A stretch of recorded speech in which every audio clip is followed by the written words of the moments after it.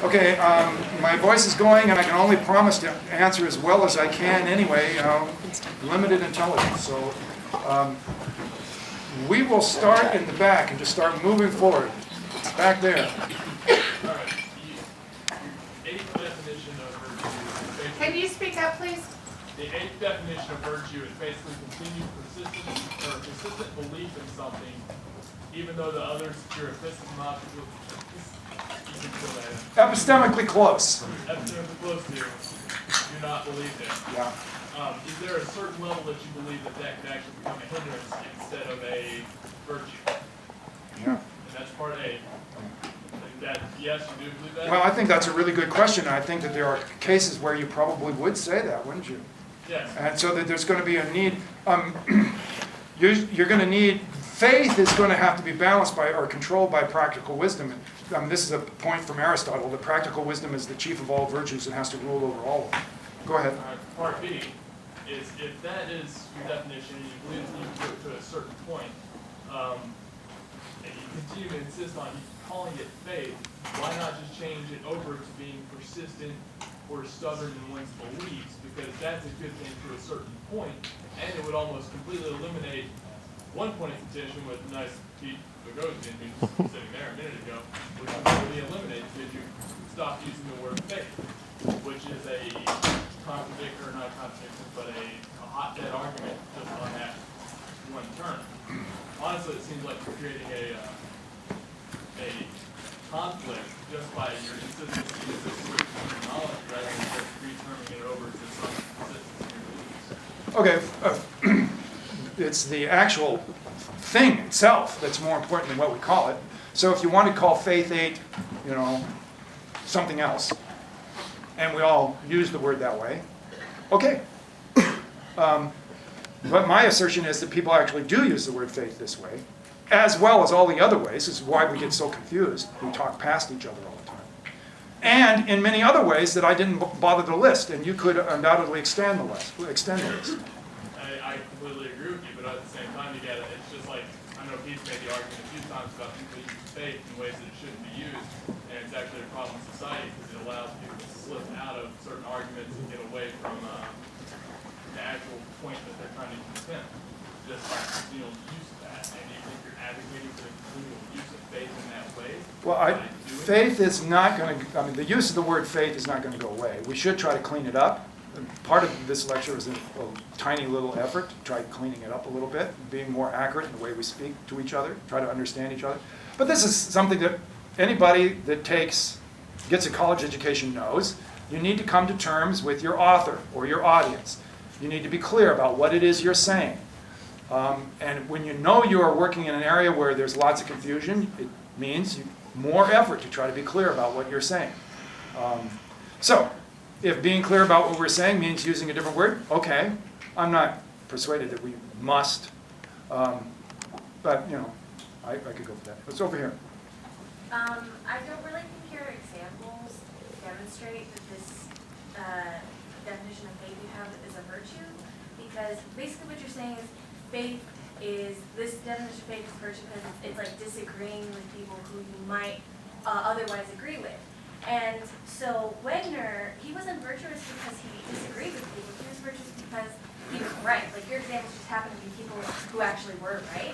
And so he wasn't virtuous because he disagreed. He was virtuous because he actually noticed evidence on people that noticed.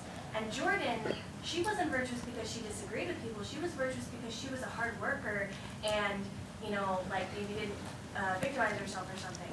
So I don't really see how these examples show that disagreeing with people is a virtue. The virtue is that they paid attention to evidence that other people didn't, or that they were determined.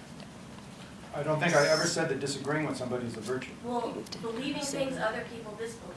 That's right. Disagreeing with people. Well, the disagreement comes after the belief. It is obviously not a virtue just to disagree with people. You become argumentative and lose all your friends. What I'm saying is, if you're going to have beliefs about things that are important and act in accord with those beliefs, and if you know that other people, smart people, well-informed people, disagree with you, you have reasons to doubt what you're doing. And it seems to me that it's legitimate to say, this is just one way we use the word faith, it is an appropriate way to use the word faith, that you have faith in the thing that you believe in. Now, somebody in between raised the question, well, isn't it possible then to miss it, to have faith in something that's wrong? That's true. In the moral life, there aren't guarantees. Earlier, I used the example of capital punishment. It seems to me that if you're going to participate in political life actively as a good citizen, there will come questions like that where you will commit yourself to a campaign to do something, to achieve a good, and then it's quite possible 30 years later you will say, I was wrong. I gave a portion of my life away to something that was wrong. And there's no guarantees. If you're going to be involved in the moral life, you have to take the risk that you might be wrong and give away part of your life to something that is evil. Back here. I had a nice feeling about your presentation. It was really helpful. Question, this is a philosophy class, and I'm wondering, you talked about McIntyre, and there are some other thinkers who really have that. Descartes' attempt to understand his experience, unmediated by his society and by the framework, the background knowledge of his society. We dismissed that pretty quickly. This is an important chapter in philosophy.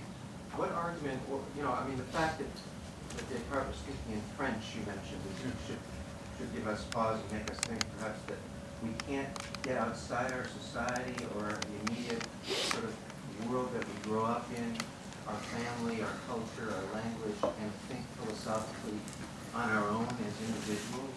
No, I'm not saying that. Ability, or are we stuck inside the social groups that we grow up It's in? not an It's not an either or. McIntyre is sometimes taken to be saying that we are entirely encapsulated in our traditions, and I don't think that that's a good or fair reading of McIntyre. But whether or not that's true, it's not what I wanted to say.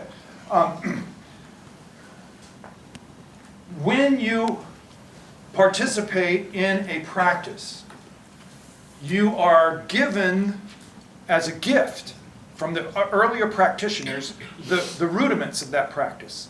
And you become, over time, a competent practitioner of the practice. And when you're a competent practitioner, at some point, the practice needs to move ahead. And it's only the competent practitioners or the inhabitants of a tradition who can then say, we need to change. Architecture needs to adapt to a new reality. So the fact that we recognize that we have been given all of this, we are given the tools to do intellectual work by the people who have come before us, doesn't prevent us from them turning back and saying, there are some things that we need to change. Do we only come from one tradition? Oh, we come from many, of course. And if we use it well, we can use that. Languages and become part of lots of different cultural worlds. And draw upon all of them in our thinking. Sure, we should. But in a way, isn't McIntyre saying we can't do I think McIntyre would say, as soon as I said, sure, we should, he would say, yeah, and how long will you live? It seems an interesting and important question for young people who are beginning to study philosophy. Giving it a chance, as it were, to think as an individual and not merely as a member of a social group. That's what I'm trying to get at. Okay, well, my response would be, there is a great deal of self-deception in that. I think I'm thinking for myself, not recognizing how deeply I am formed by the accidental meetings that I have, by the people who have been around me. If we recognize and are grateful for the things that have been given to us, then we can say we also ought to be a little bit critical of the things that have been given to us. Grandma wasn't right about everything, so we ought to inhabit the intellectual traditions that make it possible to think, and yet move beyond them. Be critical of them. And one of the ways in the current world, given the internet, that we can do this is to read other people. We can read across cultural lines much more easy. I mean, Aquinas imagined atheists. I don't think he ever met one, right? So we have a lot more advantages. We're moving forward, wow, right here. Okay, so my question is two-part. So how can you claim that faith is a virtue if suspending critical thought, i.e. believing without evidence, leads you to discriminate against our fellow primates based on biologically acquired characteristics? Did I say any of Well, that? it's a two-part question. Okay. So I suspect that you're trying to leave like scriptural claims aside from this particular discussion on faith. So then what method do you endorse in order to dismiss the parts of the Bible or scriptures that one would find unvirtuous?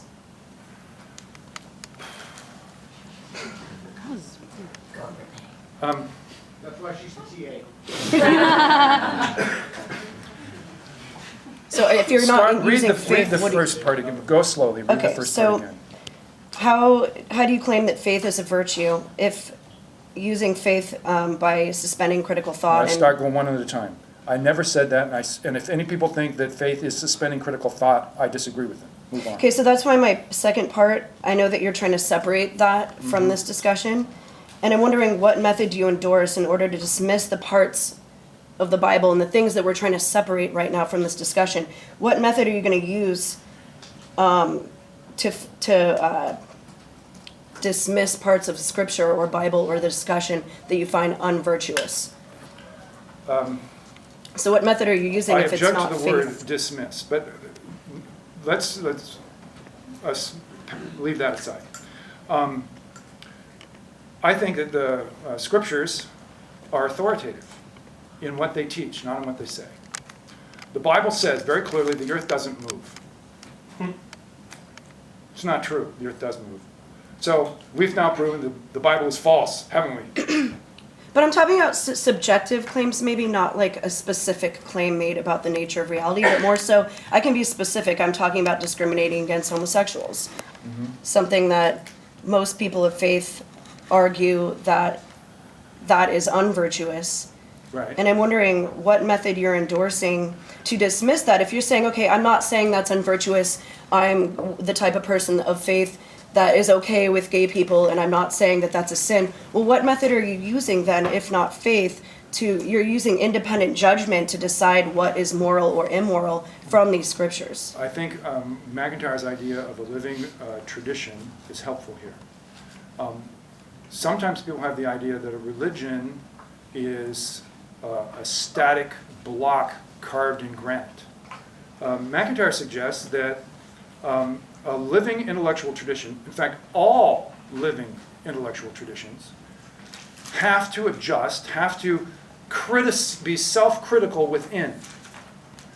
I'm a Quaker, so let's take an example I'll give you an example that I like. You give me an example that you like. The Christian church, beginning in the 4th century under the brilliant leadership of Augustine, and I mean that, he was a genius, adopted what's called the just war theory. I think the just war theory is a theological mistake. It has been for 1,500 years. And I believe and hope that eventually the church is going to get over it. We make mistakes. We struggle with them. There's internal debate. There's growth. This same thing happened in chemistry. We got rid of phlogiston in chemistry and moved on to oxygen, right? It's possible for an intellectual tradition to be wrong and discover that error and change. So that's kind of a structural, overarching, how does the intellectual tradition... Now, your question, the specific question, is how does this tradition actually deal with scriptural passages having to do with human sexuality? Well, that's a great question, but I think it will take at least half an hour, and so I'm going to move on to others, and we can maybe talk later. But back here, this person right here. Yeah, you. So, by your definition of virtue, like it has to be necessarily good. No. Let's be careful about this. A virtue, there's a sense in which the virtue is good, yes. But when you believe something that she doesn't believe, and you act on it, you are not guaranteed by that it's virtuous. You have to be right. You might believe that the Aryan people are superior to all other peoples and the German state ought therefore to support them. And she doesn't believe it. It's your faith. That doesn't like factor into your definition of what faith aid is. though. That's right, I should have probably, well, no, I should not amend it, let's go there. Whoops. This is what faith aid is, and I'm suggesting that it's a virtue, it's possible, it's necessary for living the good life. If you're going to be involved in politics, it seems to me that you've got to have faith aid. it But that might doesn't necessarily be a guarantee you're virtue. right. If you're not right, if you practice faith aid and you're not right, it's not a virtue. That's right. Because it's not good. That's right. You gambled and lost. So perhaps it should be amended. Well, I don't know, do you really want guarantees in the moral life? Are there guarantees in the moral life? No, I just want a stricter definition of what faith is if you're going to call it a virtue. We've been talking in this class about faith being something that you don't need reasons for. And the examples you gave for slavery and interracial marriage, we all have good reasons to believe that slavery is bad without the need for faith. We have reasons to believe that interracial marriage is good, or it's at least not bad, regardless of faith. So, I mean, I guess the argument has been sort of, in the discussion has been that faith is almost irrelevant when you have good reasons to believe something. So, I'm not arguing necessarily that faith is bad, but it's almost irrelevant. When you have good reasons to believe something, Take my assertion just a minute ago, that faith aid is almost necessary for responsible participation in the political process. Take something that you support. A political thing that you support that you would actually campaign for. You know that there are smarter people than you who are against it. okay. You have good reasons for your position then? Yes. Yeah. I don't know where you're. What do you think of the example? Okay. You want an example? The example. I am for equal marriage rights. You're And for gay equal marriage. marriage. You're for gay marriage. Fine, terrific. You know there are smarter people than you who are against it. With bad reasons, yes. So that's how I'm supposed to respond here. He's against faith and he's against belief in God, but he's got bad reasons, and I know. Oh, come on. Well, I mean, but that's.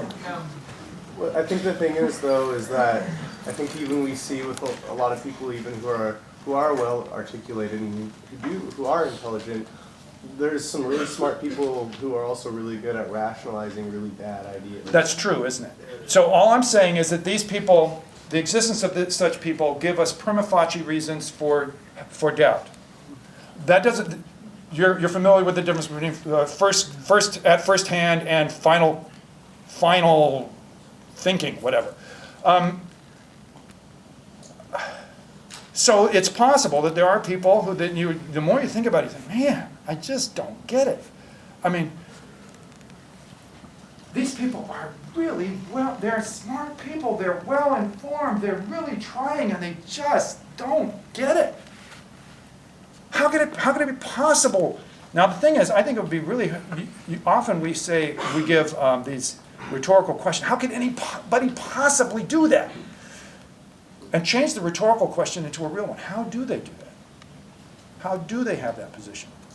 There are way too many religious people who just write off atheism as just stupid. And there are way too many atheists who write off religious people as just stupid. I mean, good grief. Alvin Plantinga and Bob Adams love Jesus. Are they just stupid? So you said, according to you, faith aid is only virtuous if you're right. Correct? More or less. There's a exception. There's a problem with that, and I don't want to be careful. So I'm still thinking about this. Okay. So consider the fixists. Back to the fixists who opposed Wegener. They were sure that the continents didn't move, and because they were sure the continents didn't move and they didn't like Wegener, they did lots of research to prove that he was wrong. Now they were wrong, but their beliefs help them to do a lot of good geological research. So it's possible, and I'm wrestling with it, it's possible that you could be wrong about something, now, in the area of science especially, and it still be useful, still be helpful. Well, then it's more of a faith is only virtuous if it leads to the truth. If it, remember the definition is, a virtue tends to get the internal goods of practices. What are the internal goods of science? Understanding of the world, something like that. And if faith 8 helps us to get understanding of the world, then it's virtuous. Even, perhaps, when you're wrong. Now, when it comes to the moral examples that we were majoring on a little bit ago, it doesn't seem like, because it seems like one of the internal goods of social and political reform is to make the world a better place. And so if you make it a worse place, that doesn't, so we have problems there. But so I'm struggling with that. Well, it's just my question.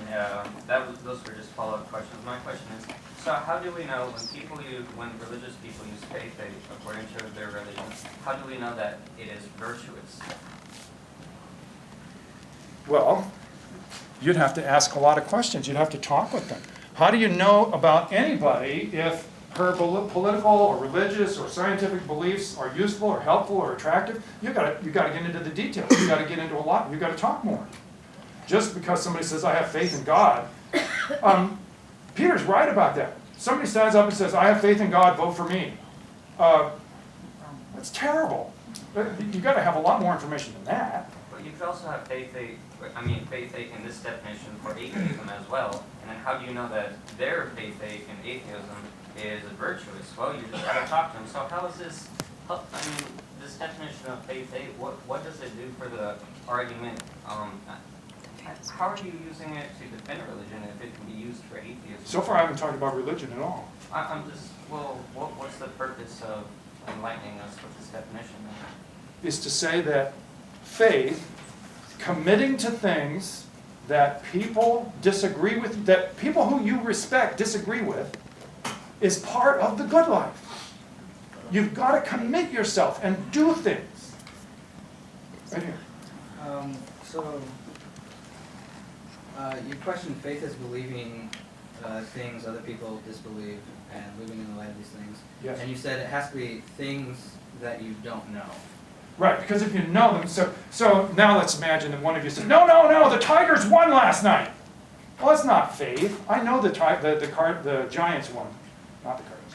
The Giants won, and it's just a matter of knowledge. It's not a matter of faith at all. So usually when I say I know something, I really just mean that I believe it with a high degree of certainty. So I always accept the possibility I could be wrong. So when you say believing things that you don't know, what do you mean when you say the word believe? Because you don't have that high degree of certainty, do you? As I say, typically, faith coexists with doubt, sometimes strong doubt. So if let's say I believe something, I say there's like 60% certainty I think that I'm right. It's virtuous for me to act on that belief even though I could be wrong. No, it's going to depend on different cases, isn't it? There are times when acting on a 60% likelihood that it's right would be an evil and vicious thing to do. And there are other times failing to act on a 60% certainty would be an evil and thing to do. It's going to depend on different cases. Right? I've got two things I want to address. And one of them is, as far as going back to the gay marriage issue, it was really easy in the 80s to kind of say that gay behavior leads to the spread of AIDS until we found out that it's actually blood that causes people to get AIDS, the transmission of blood between people. So at first thought, it's like gay marriage may be really bad for society. Maybe it would be really good for society because then they would be monogamous. But I think what you're saying, I'm not sure what you're saying. I guess what I'm thinking is he said reasons, and I would go to what are your reasons for having an opinion, any political opinion, would be stronger than what your faith is. If I've got faith that I'm against gay marriage because of an ancient text, that's probably not a real good reason. If I've got faith that gay marriage is wrong because of all these statistical data that have been shown that it's very harmful to the world as a society or the environment or whatever, name anything. fill in the blank. But that's a reason.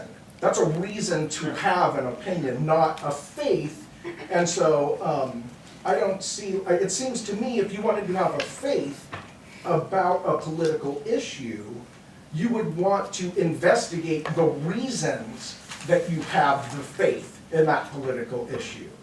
Sure. Does that make sense? So on capital punishment, if you don't actually do some research to find out whether or not capital punishment deters crime, or whether how much it costs, and all of these different things that are relevant questions, you ought to research those things.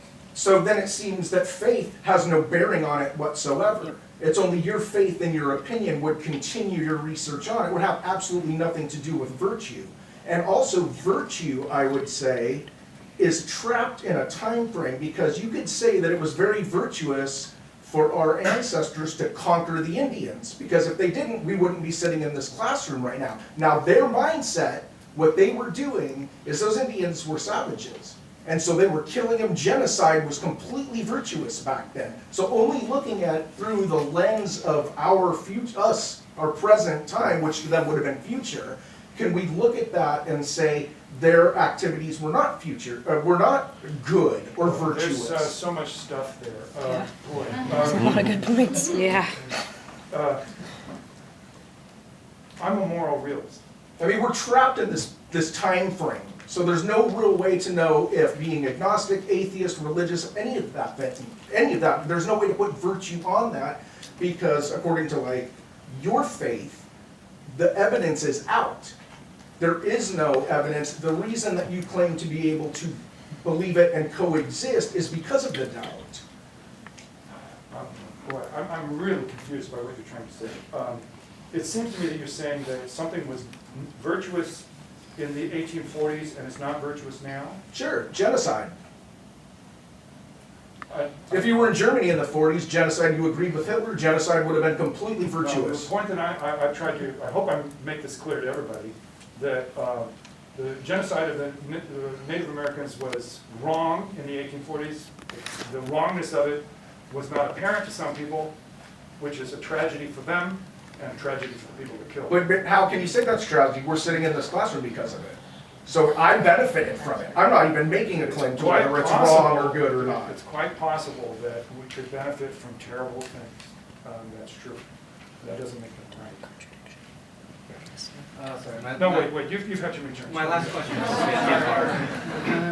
I don't believe that faith is necessarily what is needed to hold fast behind an unpopular opinion. But I believe that simple logic will suffice, in essence. If you're talking about a strictly unpopular opinion, everyone else is against you, everyone else believes the contrary. That's a simple argumentum ad populum and a logical fallacy. If you're going to cite your contemporaries, peers, people that you respect, people that are respected in their regions of academia, if they disagree with you, they're obviously, and you're actually right, you know, they're obviously overlooking pieces of evidence that you see, and for me, that really reduces the credibility necessary to build an argumentum ad verecundiam behind them. Okay, Peter doesn't see all the truth. If he did, he'd believe in Jesus just like I do.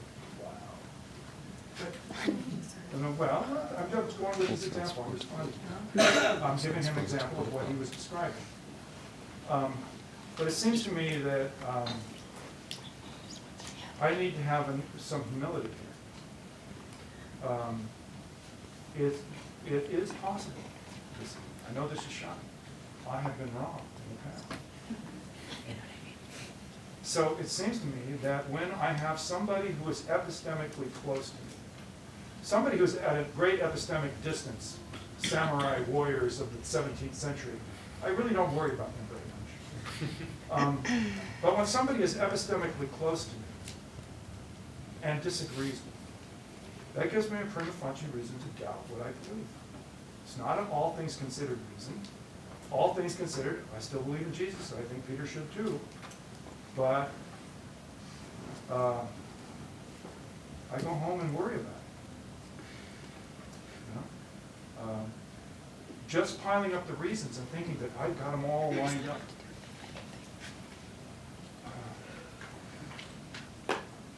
The world is a surprising place. We ought to we ought to be willing to say that the will can surprise us and change our minds.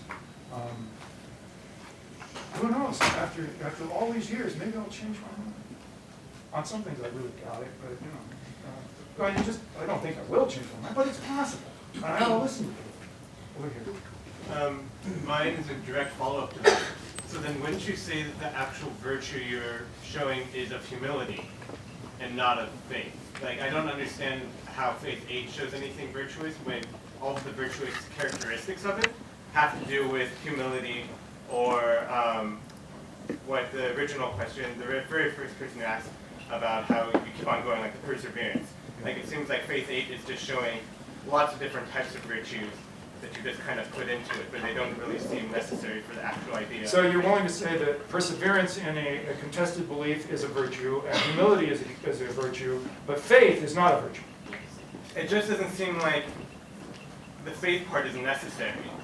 Like, I guess part of the reason why I think that is because I could practice faith 8, but it has no bearings on any type of religious belief. Like, I could see how humility and perseverance can make me a really good person, live a good moral life. We have not said anything about religion. I know we haven't, but it is an atheism class. Yeah. And Okay, so let's make a connection. This is a moral argument, right? There are plenty of people in the press today who make what I think are spectacularly bad arguments against religious belief on moral grounds. They say religion is bad because it leads to witch burning and everything else. So I would like to respond with a moral argument in chapter 8 in the book, when the book comes out. I have a deadline on January 10th to get everything done. Suppose there is a practice of religion. What would be the internal goods of that? Would religion be morally useful? I make an argument, which I'm not going to try to give now, that we can say, make affirmative answers to these things. But in this talk, I haven't done any of that. And now I've just waved my hand and said, oh, read the book. Your basic question, though, is a good one. What are the virtues? How do they interrelate with each other? If you have humility and perseverance, maybe we don't need to talk about faith 8. Well, this is a matter of don't think, look, says Wittgenstein. Do people, in fact, talk about faith this way? Is this one of the ways that people talk about faith, of persisting in contested beliefs, and by that persistence, being able to achieve good lives for themselves? I think if you don't have this kind of persistence, this kind of humility, this kind of, now I'm going to say, if you don't have this faith, you're going to bar yourself from the good life in a lot of ways. Over here. So, all thinking about this the entire time, in your definition of faith, you talk about believing something that other people disbelieve. Well, what if nobody disbelieves you? So let's pick a religion, any religion, something that is not knowable, right? Yeah. In the sense of having epistemological reasons and all right, so we don't know. But let's say everybody in the entire world, everybody, including Pete, believes in this now. Everybody. So we no longer have faith, but we no longer have, but we also don't have knowledge. Right. So what's That's a really good question, but we can come up with not a theoretical one. We can actually, in the medieval period, you can find lots of villages. Village whatever. What's your name? Catherine. Village Catherine in medieval France. Everybody lives there. Everybody who lives there believes in God. Yeah. Do they have faith? I think that by this definition, I think you would say probably not. Probably not. Yeah. Now, but remember what I said at the very beginning. Is this the definition of faith? Explicitly, no. There is no the definition of faith. This is one that I'm arguing is a virtue. Now, the kind of faith that these people have would be somewhat related to what I've been talking about, and whether or not it's a virtue is an issue for another day. But yeah, I think that's an interesting question. What about if you have a isolated community, either isolated in time or in space, socially isolated, where everybody has the same beliefs? Other than boring. Yeah. Now, we may think that we know these cases, but actually, if we did some historical research, we might find that there are fewer of them than we might believe. Well, I wasn't, yes, there are historical instances, and one very obvious historical, very large historical instance was the movement from shallow time, not understanding deep time. In archaeology and anthropology, they talk about when people went from only knowing right now, it was this way in my grandfather's time, so it's been this way forever. And that shift to knowing deep time, to thinking about it was thousands, millions, billions of years ago, was a very big shift in people's thoughts. But for a very, very long time, most people only understood shallow time. So, I'm gonna go way back there. When you were kind of reiterating this gentleman's example, you said that if Peter had all the facts, then he should believe in Jesus, which I feel like is problematic for a multitude of reasons, but. Well, wait a second. If it is true that Jesus is the Lord of the universe, and if Peter had all of the facts, shouldn't he think that? If that were true, like, I mean. Well, then what you have problems with is the ifs. So that's, I mean, I recognize that most people in the room, or certainly many people in the room, wouldn't agree with those conditionals. But if the conditionals were true, then it's unproblematic. If that were actually true, yes, you should believe it, but why does his virtue matter to you? Why should he believe what you believe? You get what I'm saying? Like, why does that have any bearing on your own life? You said that he should believe it because it is true. Well, we should all strive to believe the truth, right? But I don't know if I'm tracking your question at all, but we are stuck in this situation where we're trying to find out what the truth is. But it seems like you have a personal stake in him believing the same thing. You're saying. Well, no more than he has a personal stake in me believing the right thing, and no more than you have a personal stake than she believes it. We all want, this is something Polanyi said, when we affirm something, we do so personally with universal intent. If you don't make it with universal intent, you really don't believe it.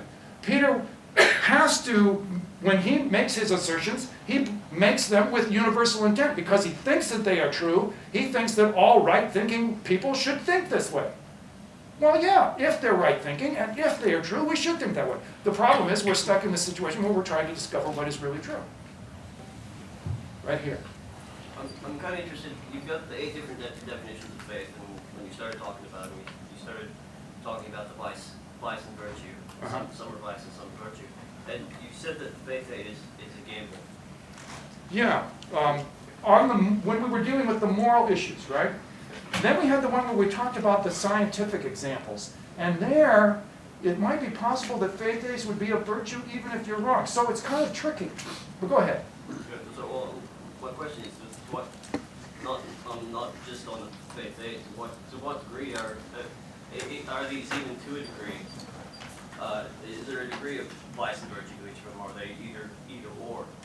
Are they a gamble to be either a vice or a virtue? Is there? Say it again. I'm not following the question. I'm sorry. So not of all these faiths, of all the faith ones. Yeah. You said some were vice. Oh, yeah. Some were virtue. Yeah. Are you? Well, now let's be clear about what I actually said, because you're probably guessing at what I actually believe, and you might be right. Some of them I think really are vices. I think 1 and 2 are vices. Okay. When it comes to faith 3,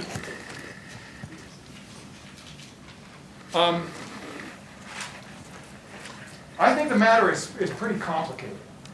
Blackburn is clearly against faith 3. But I think William James is, if you read William James carefully, he's got a pretty good argument because he's very careful. He says, look, there are times when ordinary research will not decide a matter.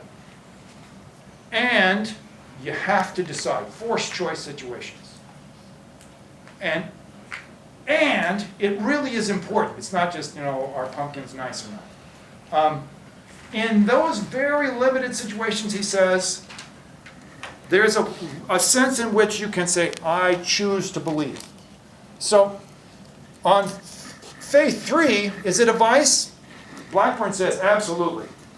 I kind of agree with him, but William James is fairly persuasive. If you limit it down to a small group of cases, maybe it could be not so bad.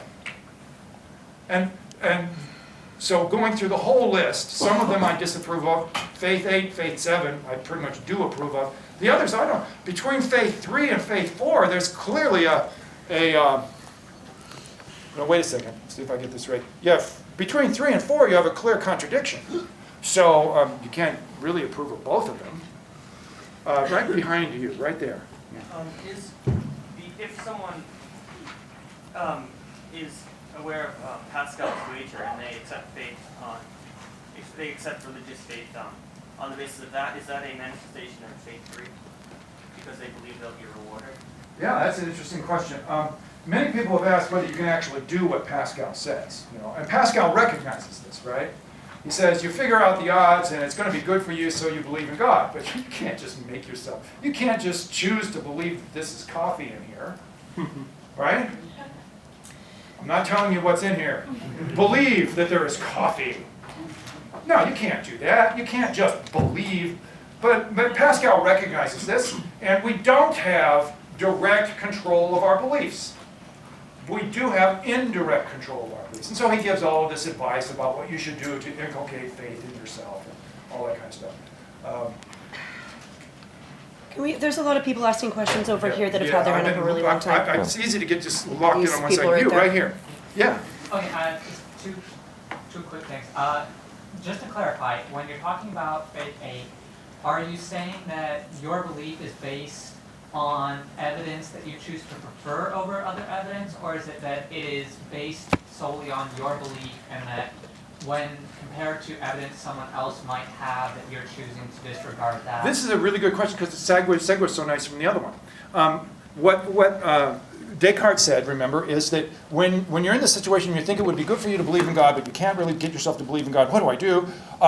Take yourself off to Mass. Start saying prayers. Light candles. Do things. Pay attention to some of the evidence.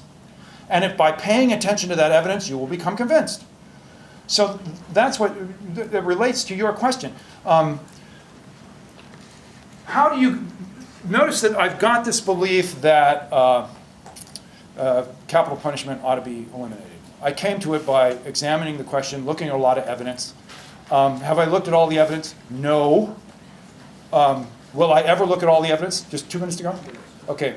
I will never look at all the evidence. So I recognize that I'm committing myself to a position and acting on it even though I have not examined all the evidence. Is that vicious? No, I think it's virtuous. It can be. Last one, right here. No, wait, is there some injustice here? Yeah, you have had your hand up a lot. Let's go for you. Do atheists have faith? No. According to faith, we do have faith. That's right. Peter believes that there is no God. He's not an agnostic. Well, so this isn't really what we should be arguing about in the atheist class. It's either belief in God or not belief in God. Well, then my response is that I apologize for not bringing what you expected me to talk about. You take one more. One more. No, this guy's had too many. You're pointing to him. He has a question. So just for clarification, Faith 8 does consider contradictory evidence. Is that correct? Yes, the fact that I know that Peter doesn't believe in God confronts me with reasons to be doubtful. My faith in God lives with doubt constantly. Not, well, that's overstating it. There are lots of times when it doesn't. But I think the problem is that in society we see faith 1 through 3 as the most prevalent, and so faith 8 probably isn't what we are going to be able to have disseminated. And like whether it's a virtue or not. doesn't- So what's the solution to this? Probably not more faith. No, disseminate it. Tell the truth. All right, I got to pause. Big round of applause.